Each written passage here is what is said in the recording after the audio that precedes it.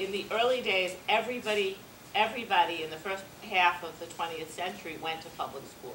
There were very few private Jewish schools. Gradually, as people became more religious, became more observant, became more traditional, there was a move towards more Jewish education.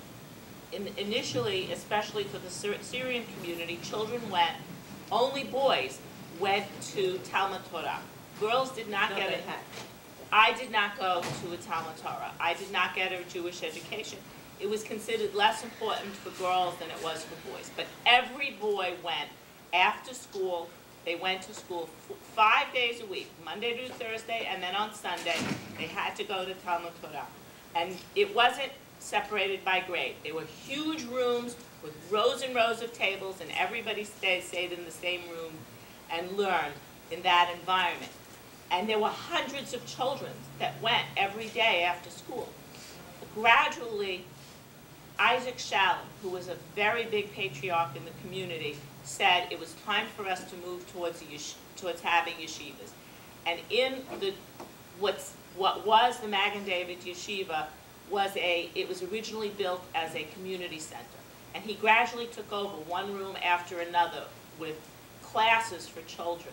Eventually, they built a building that became the Magen David Yeshiva. And by the 60s, the late 60s, it burst. Because by the late 60s, almost every child in the Syrian community was in a yeshiva.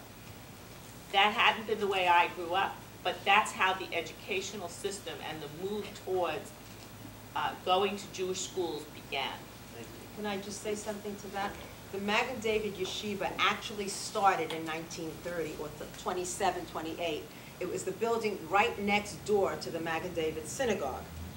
The problem was that it didn't have that many students. It was boys and girls mixed because it was lower grades. Once a boy became bar mitzvah, they no longer mixed them.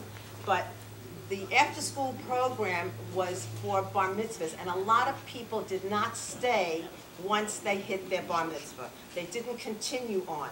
Those from very religious families did. Most of the education came from home, came from practice. We lived it every single day.